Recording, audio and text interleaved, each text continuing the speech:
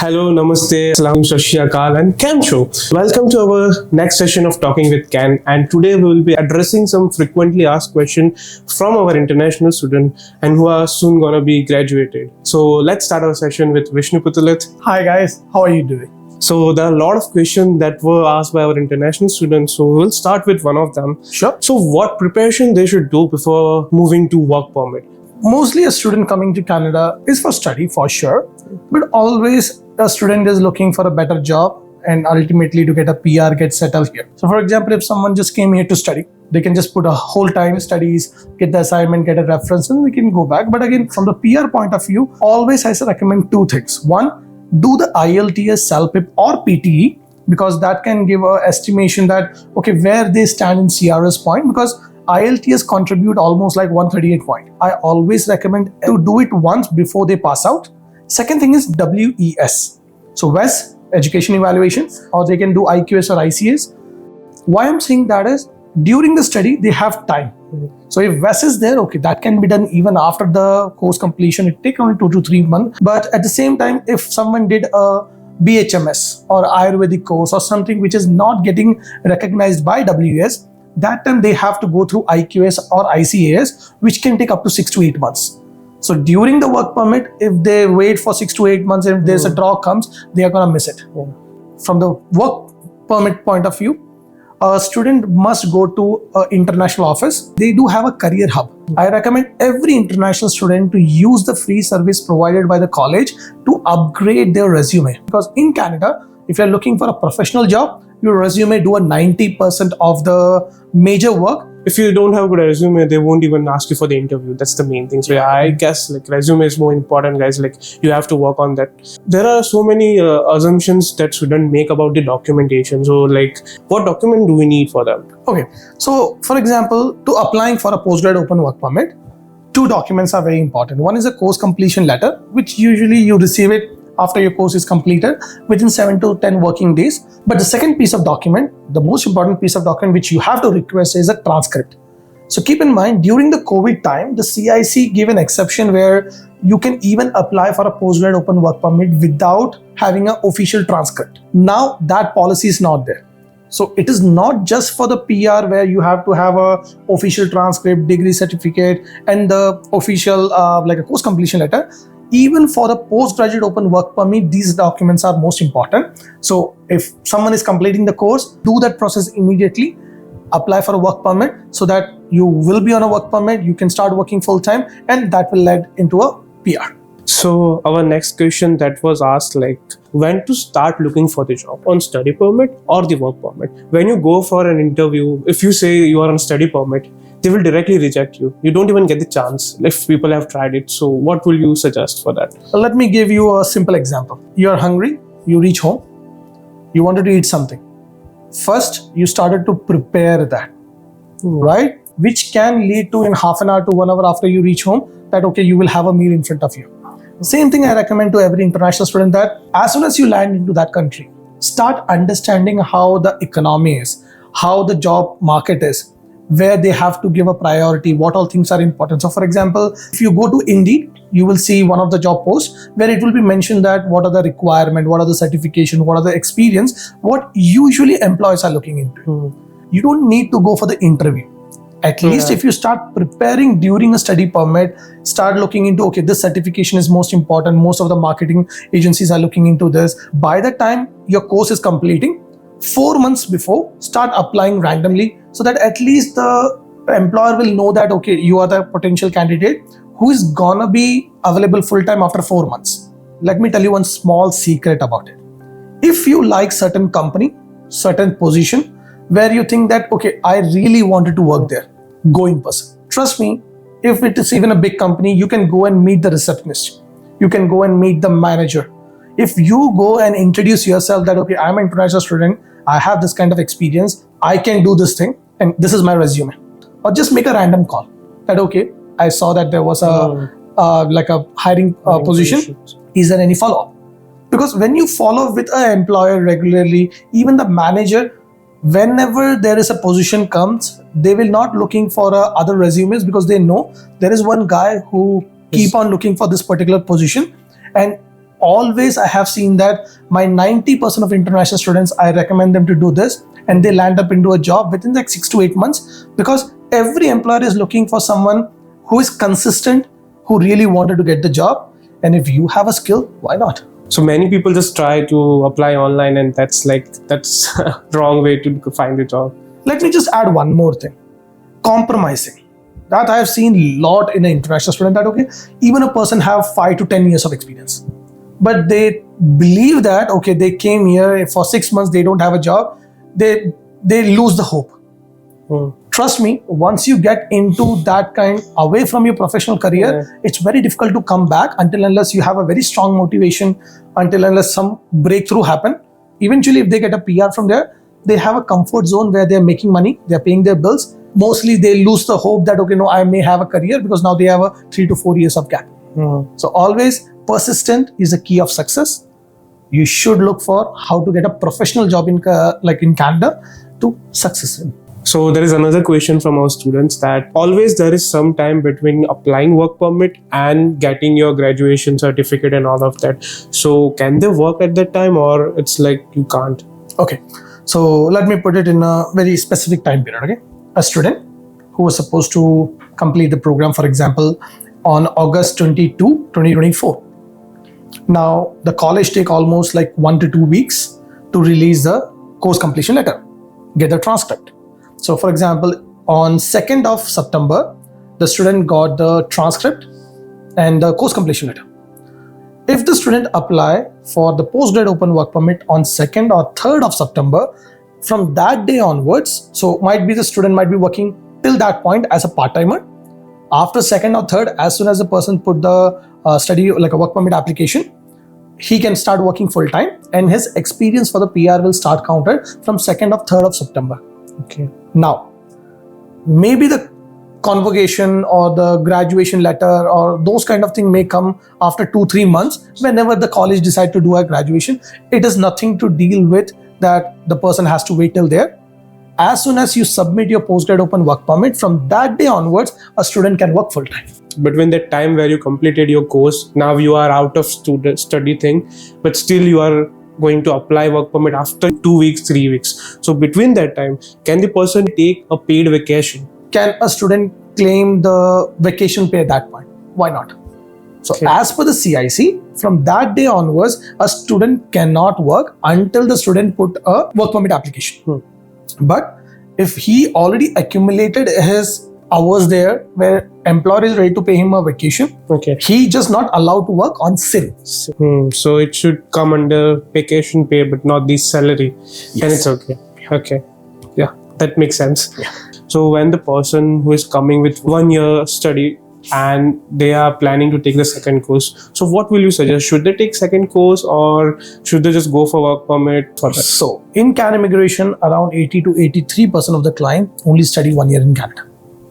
Again, I don't do magics, but as of today, we might have more than 67 confirmation of PR. What I technically tell my client is how to save money, how to invest the money in the right direction. Because now, if you study for 1 year or 2 years, you're going to get the same point for the express entry. But the only positive thing is by spending additional 15 to 20,000, you're getting 2 more years of work permit. So let me tell you a general mindset of international student.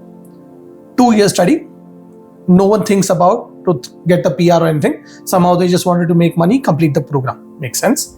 After that, 3 years of work permit.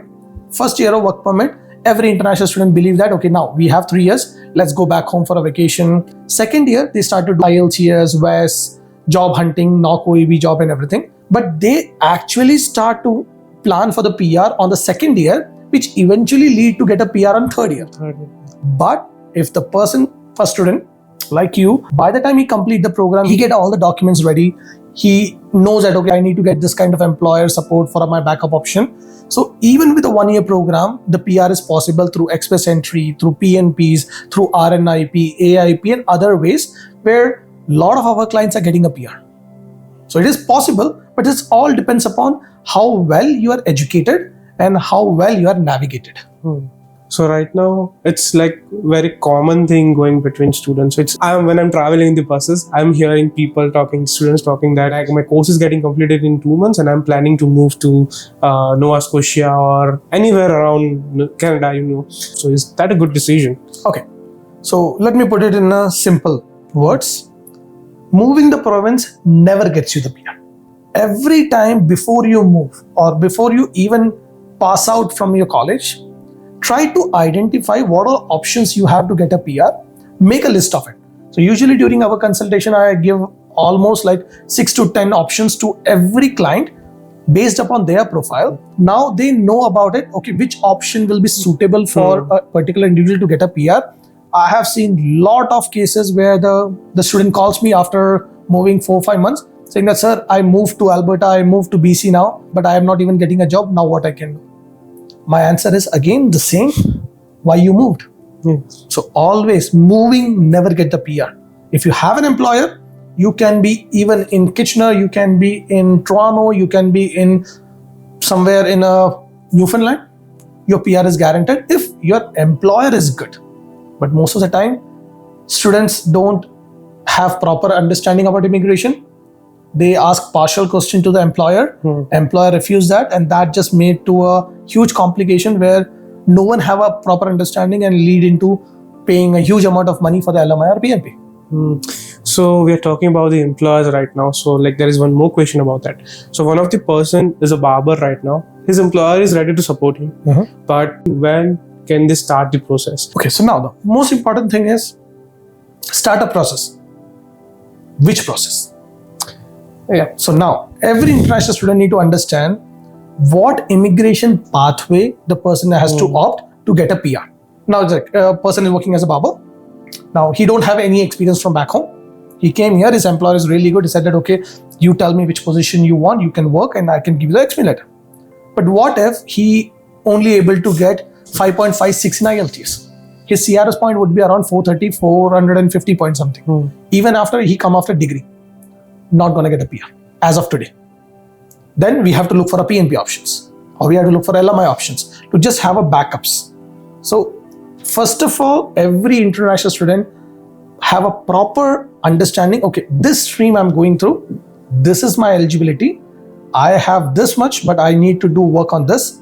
And now once I complete this, I'm going to get my PR within this time.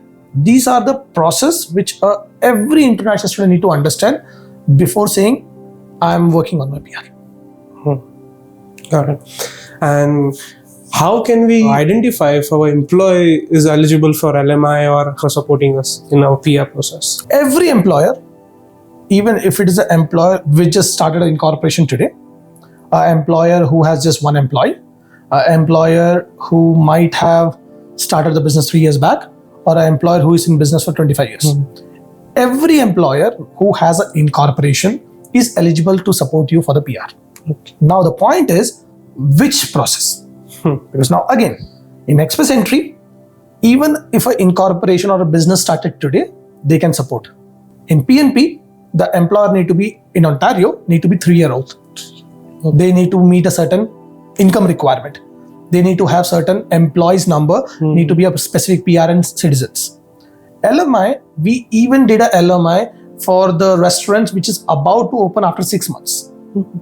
Or even we can do it once the restaurant is open. We need a cook, we need a manager. He's not able to find a proper one, he's doing LMI. Now point is, if your employer is good, he just have to convince that, okay, my restaurant is open 6 months back, but there is a position of supervisor where I specifically need these skills. An individual is already working there and I would like to do LMI for PR. Simple. It's just like hiring the process is the LMI. So if employer is good, anytime I would say all the employers are qualified and we just need to identify that which process particularly that employee can get qualified with an employer support. Good to go. That's a good insight. Thank you. I have heard and I have seen many people talking about it that people are getting inquiry from IRCC when they are changing the course and IRCC is asking for them for DLI letter. Do you have any idea or would you comment on that?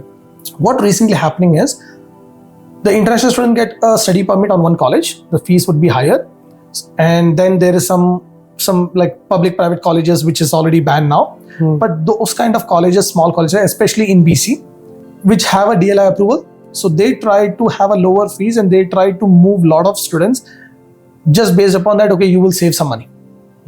What CIC is trying to do right now is to make sure that, okay, if you came for study, you have to study. You don't fall on someone's word or some kind of group which try to take advantage of international student. That should not be there. So this kind of implementation regulation was always there, where CIC will only give a study permit extension, work permit, PR, if you fulfill the requirement of the study permit or work permit, whichever permit you hold before. Right now, if you see a lot of regulations which are coming, that is just reinforcing the old regulation. Removing the loopholes. Yes, but now the CIC is saying that, okay, if you came to a particular college to study, you have to complete that course. You should not. But again, in someone failed a course or someone came for a 1+1 program, but after first program, he identified that, okay, the next program is not useful. I need to change it. Again, put an explanation letter, submit a study permit extension, it will get approved. Yeah, I would give my example. I came as doing cybersecurity and now I'm doing designing. So yeah, because that's what I want to do. Okay. Based upon that, going from public to private. Okay. So that is something not good. But if you even wanted to change the college, that is still possible. You just need to give a proper explanation to the CIC. But why you want to change it? When you just came for 1 year program, which is 8 months, you may come for 2 year program, which is 16 months. Take 1+1, just apply for study permit for 1 year, then you can plan the second program. That would be my action plan when I usually apply for a study permit. Yeah. So moving to the next question, like people are tend to change the courses right now, like going to PSW or anything which is very popular right now. So what would you suggest them? So it's very important to understand for every international student what they want to do in the future. Many of the international students, they follow a mob. That, okay, my friend did this, I'm doing this. I heard this, I'm going to do this.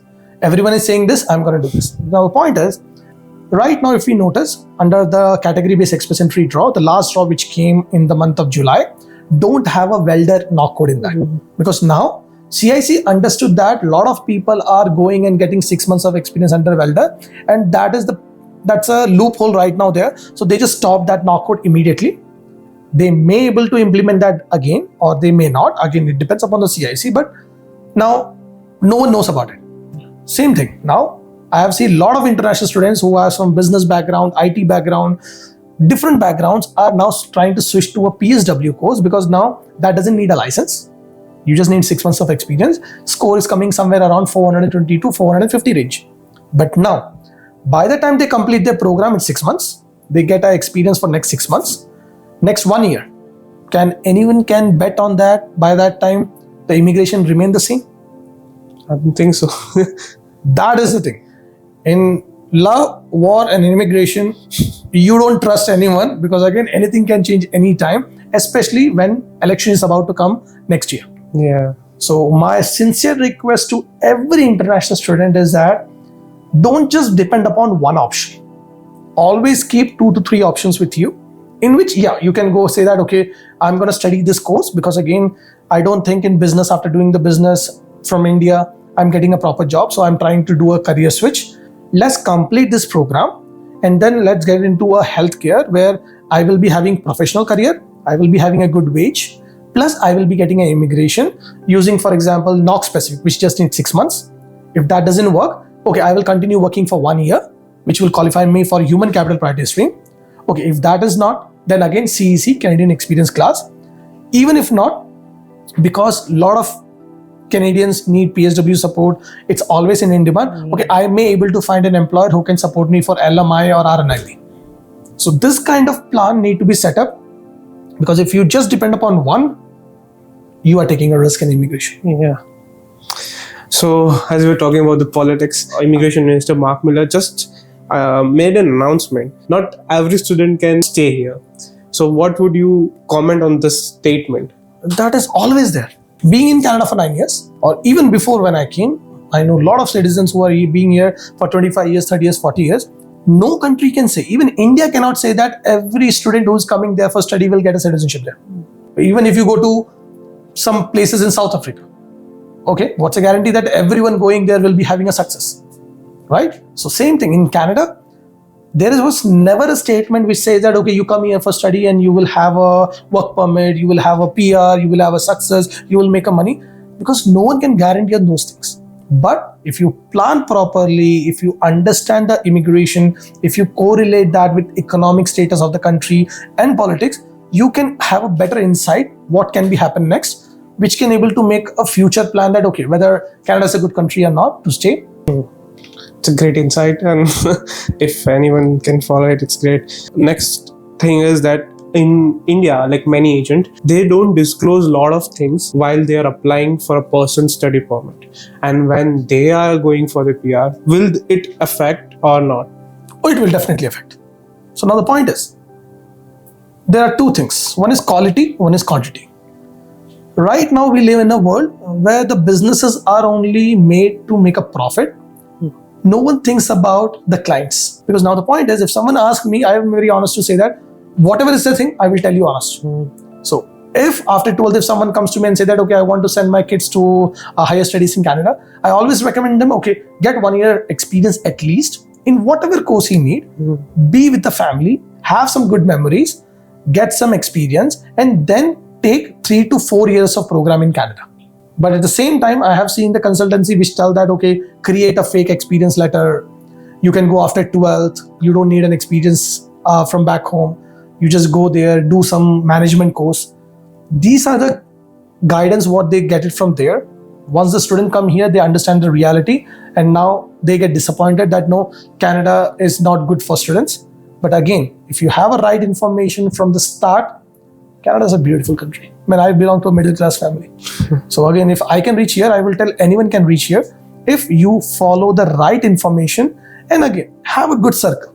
You don't need to have a lot of people in life, but at least if you have 2-3 good friends who have the same kind of energy, supporting each other, Canada is a beautiful country. That's a true thing.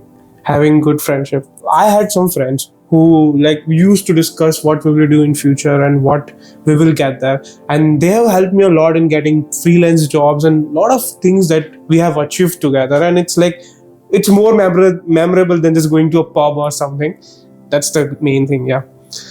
So moving forward, as we were talking about the consultation in India, how they manipulate sometimes, not all, but so there is one more practice going on there. Everyone should be getting visitor visa for the parents on the basis of convocation. So is that even true, or it's just for the business? I don't even apply for any international student who calls me and say that my friend applied for a parents visitor visa, so I also wanted to apply. The first question I ask is your parents really wanted to attend the convocation? And trust me, around 90% of the international students, or even the 95% of international students will tell, no, I'm just applying because I heard that if I'm applying now, I will get an approval. Now, think about the business plan, which makes you believe that you cannot do it. This is the time you have to do it. But think about, being an international student, yes, you can apply for a visitor visa, but it all depends upon your parents, financial stability, travel history, their socio-economic status back home, the purpose to go back. Again, in India, who put the money that much in the bank account?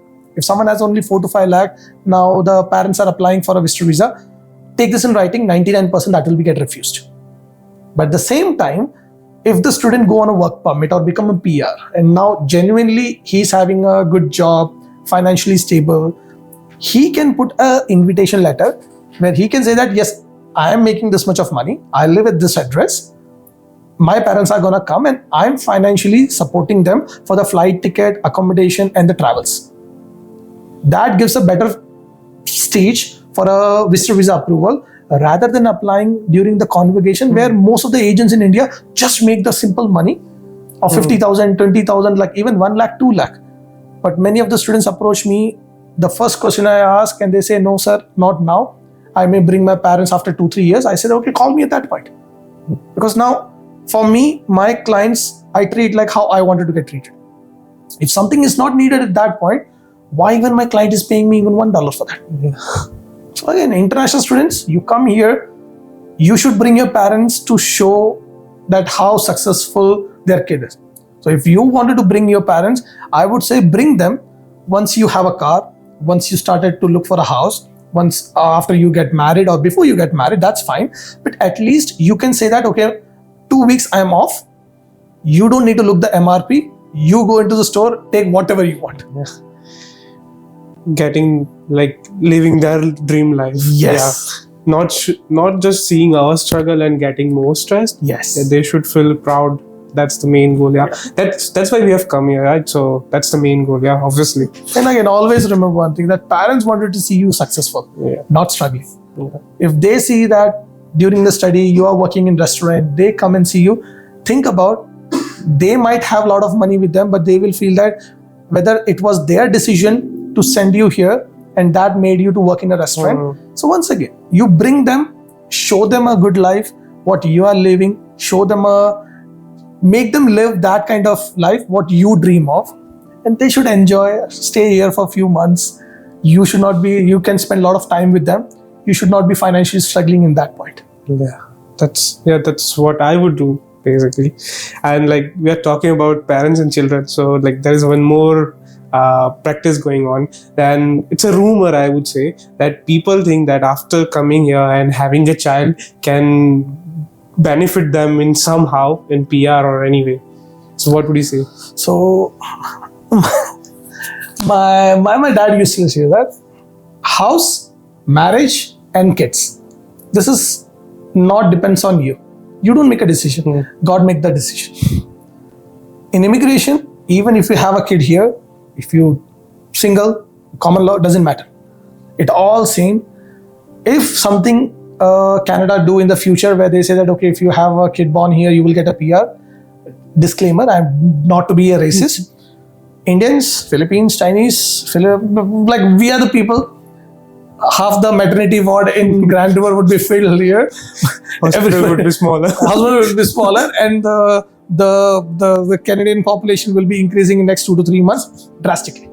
But as of today, I never recommend anyone to fall on this kind of rumors that, okay, having a kids will get you the PR. It's not. And for the immigration purpose, start making babies. Nothing is going to work like that. Just plan. You can plan, man. Again, like everything has its own time. Yeah. So moving to the next question. Right now, CEC draws are coming, which is like last one was 515. So is it a good sign for our international student, or what would you say? It's beautiful. So again, just my observation. Near to election, always the regulations started to change with immigration. It's a common factor. Now the thing what is happening, more OINP draws, express entry draws, NOC specific draws, skill trade draws. These are the signs that Canadian government somehow wanted to help those international students who are already in Canada, working in particular like industry, like healthcare sector, agriculture, transportation, but also they wanted to give a PR to those qualified students or immigrants who are sitting around more than 500 points. So if you look into the 500 point is somewhere where not everyone can reach.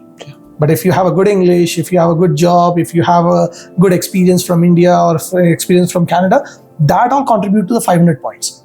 So if the CEC draw continues, definitely the draw will come down. I expect this year somewhere it need to reach by 490, 500 at least if the CEC draw comes. But at the same time, always have a plan B. I hope so. I would be soon getting to work permit, and I would also want that. You have your PR with you. Inshallah. Yeah. So like just to take it out, like if a person who came after 12th and have no experience from India, can they expect PR, or is there any pathway for them? So after 12th, if an individual came and now working under agriculture, transportation, healthcare or skilled, he or she got CLB 9. Score would be 425 with 1 year, 2 years around 450, easy PR under the NOC physics. Or they can start looking for an employer who can support for PNP or LMI, which can also improve the score. I have one of the candidate in our team who completed 12th, did a 2-year program, have around 3 years of experience in Canada. Work permit is about to expire next month, but we help them with a LMI now. He's got his invitation with a 523 draw. So after 12th, with LMI 523, PR is done. That's a great score after 12th. Yeah. Because like there is so many misconceptions that after 12, like people say that you can't get anything, don't come. But there are some possibilities. It's hard, but there are some possibilities. Need to understand what a person can do, because now when you call an immigration firm, they only tell about pay me this much, I will get you this. But how many times you heard the immigration from that go and do the IELTS?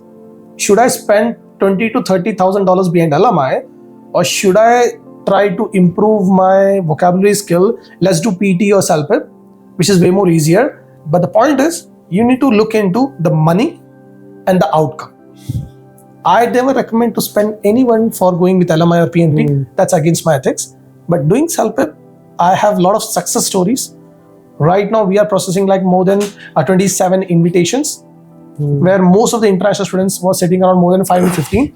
They listened to me that, okay, don't go with LMI or PNP. You will get an invitation. I told them around 6 months back.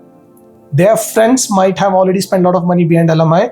Those who waited, now having an ITA, and they have saved their thousands of dollars at this point. These were all the questions that we are addressing today. Thank you so much for watching our video, and just follow us, subscribe to our YouTube channel, and also follow us on our social media for getting such more insights. Again, don't forget to comment. If you have a queries, if you have any kind of doubts, you can always comment below the video. I will be there, or my online team will be there to answer that, because I really like to see the happy faces around. Take care. Have a nice day. Shubha Khair.